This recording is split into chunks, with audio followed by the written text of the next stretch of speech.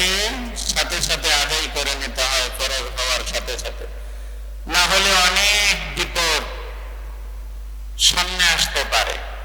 এই জন্য ইহকালীন পরকালীন সব বিপদ আপদ থেকে পরিত্রাণের লক্ষ্যে আল্লাহকে রাজি খুশি করার জন্য হজ যাদের উপর ফরজ হয়ে গেছে ইতিমধ্যে ফওরান খুব তাড়াতাড়ি আদায় করে নেওয়া, এটা হবে আমাদের জন্য উচিত কাজ এবং সময়ের কাজ হয়ে যাবে। যদি আমরা ফেল করি তাহলে নানান সমস্যার সম্মুখীন আমাদের হতে পারে। সে সমস্যা দুনিয়ারও হতে পারে, আখিরাতেও হতে পারে, উভয় জগতের সমস্যায় আমাদের সামনে দেখা দেবে। এই জন্য হজের ব্যাপারে গত জুমায় পূর্ণ একটা খুতবা হজের উপরে ছিল, আমরা আদায় করেছিলাম। বাকি আমরা বলছিলাম যে হজ করতে যেখানে যাই সেই জায়গাগুলি সম্পর্কে আরো ইনশাআল্লাহ দুই জুমা আলোচনা হবে। তারই ধারাবাহিকতা আজকে আমরা সেই প্যারে নবী জনাব মুহাম্মদুর রাসূলুল্লাহ সাল্লাল্লাহু আলাইহি ওয়াসাল্লামের জন্মভূমি পবিত্র মক্কাতুল মুকাররমা, যেখানে মূলত হজের কাজ হয়ে থাকে, হজের মতন ইবাদত যেখানে আমরা সম্পন্ন করে থাকি, জায়গাটা আল্লাহ তাআলার কাছে খুবই প্রিয় এবং পছন্দ। এই জন্য বলবো যে আল্লাহ তাআলার সবচেয়ে বড় প্রিয় মানুষ, আল্লাহর সবচেয়ে বড় কাছের এবং বড় আপন, আমরা যেটা বলি এক কথায় যে যার জন্য আল্লাহ তাআলা সব সৃষ্টি করলেন, সেই নবীকে পৃথিবীর সব জায়গা থেকে একেবারে নিরাপদ রেখে দুনিয়ার বাড়িতে তিনাকে আগমন করাইলেন, সেটা হলো মক্কাতুল মুকাররমা। পৃথিবীর অন্যান্য জায়গাগুলি যেমন ছিল তখনও নামি দামি, যখন যা ছিল রোম পারস্য হতে পারত, যদি নামি দামি শহরগুলিতে ইচ্ছে করতেন তিনি হয়তো বা দিতেন, কিন্তু সেটা না করে তিনার প্রিয় মানুষ এই জগৎ এবং পরজগৎ উভয় জগতের যিনি সকলের সরদার হবেন, নেতা হবেন, আল্লাহর যিনি খুবই প্রিয়, আল্লাহর সেই প্যারা হাবিবকে আল্লাহ তাআলা মক্কার এই জীর্ণ শীর্ণ ভূমিতে তিনি পাঠাইলেন। বোঝা গেল যে আল্লাহ তাআলার কাছে এই জায়গাটার দাম অনেক বেশি, আল্লাহ তাআলার কাছে অনেক পছন্দ।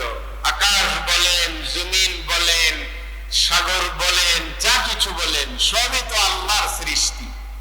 আল্লাহর এই সৃষ্টির ভিতরে সবচেয়ে বড় ভালো মনে হয়েছে যেই জায়গা, সেই জায়গায় তিনি তিনার ঘর স্থাপন করলেন এবং সেই ঘরের কিনারে আশেপাশে তিনার প্যারে নবী জনাব মুহাম্মদুর রাসূলুল্লাহ সাল্লাল্লাহু আলাইহি ওয়াসাল্লামকে সেই জায়গা থেকে নিয়ে আসলেন, সেই জায়গায় পাঠাইলেন। এই কথাগুলি বলার উদ্দেশ্য কি জানে? যেখানে আল্লাহর প্রিয় ঘর, যেখানে আল্লাহর প্রিয় মাহবুবকে আল্লাহ পাঠাইলেন, আমার এবং আপনার দিলের ভিতরে যেন একটা স্বাদ জাগে, তাহলে আল্লাহর সেই প্রিয় ঘর আর প্যারে নবীর যেন বাড়িটা ঘরটা একটু যায় দেখতে পারি।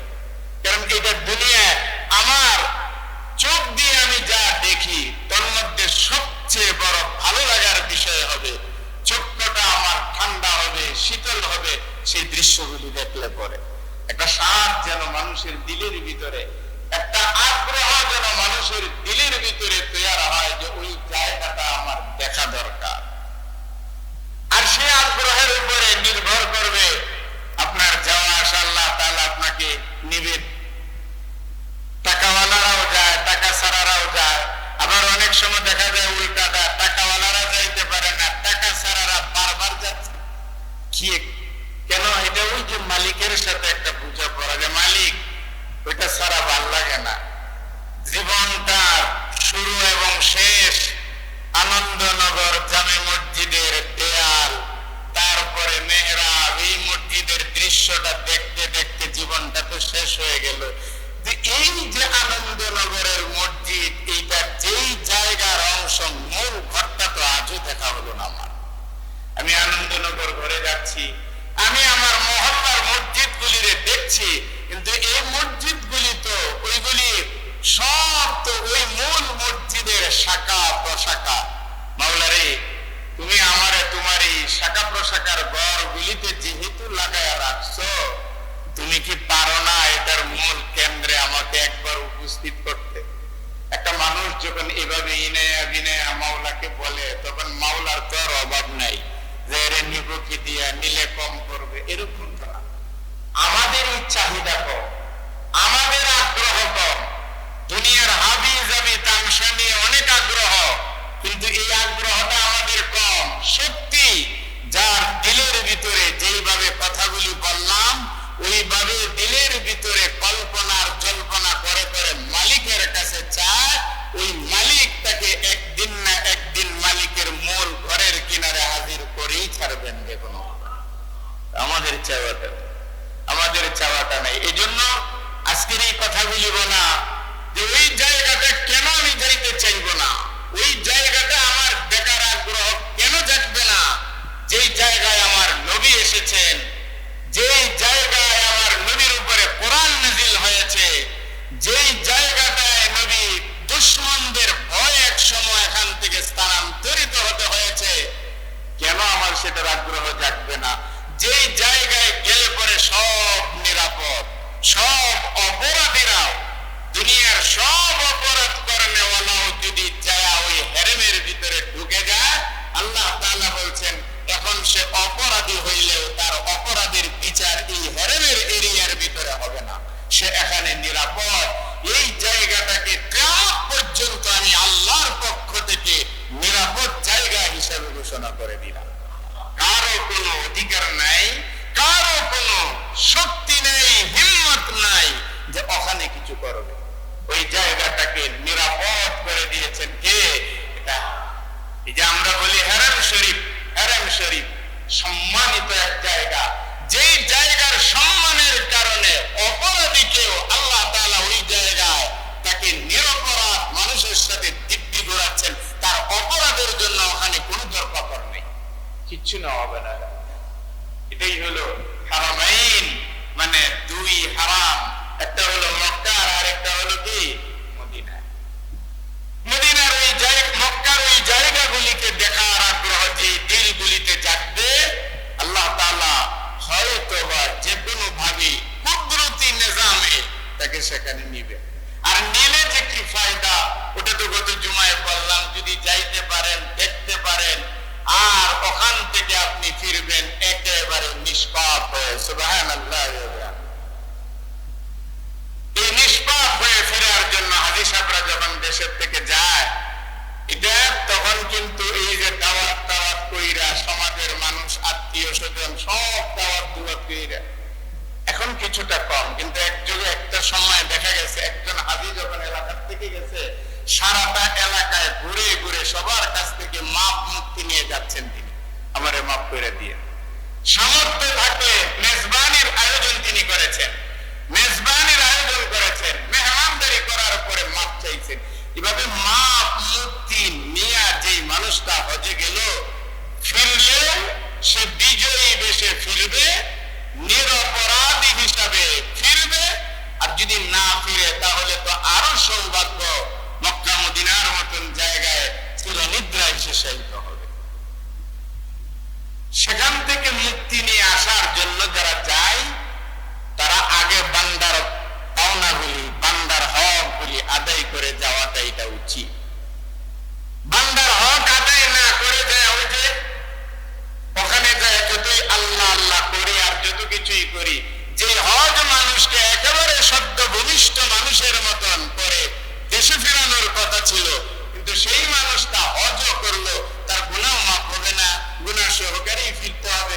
কারণ হলো তার কাছে যত পাওনাদার রয়েছে এখনো জীবিত, ইচ্ছে করলে সে আগে মিটাইতে পারে, মিটায় না, সে মিটায় না, মিটানোর কারণে তার এই অবস্থা। এই জন্য তো বান্দার হকের ব্যাপারে সব জায়গায় আগে আলোচনা, যে তোমরা আগে মানুষের হক গুলি আদায় করো। আমি আল্লাহর হকের ভিতরে কমতি হলে আমি ক্ষমাও করে দিতে পারি তোমারে, কিন্তু ওইটা তো আমি ক্ষমা করব না। হাজী সাহেব বারবার হজে যায়, বারবার উমরায় যায়, মনে রাখবেন যদি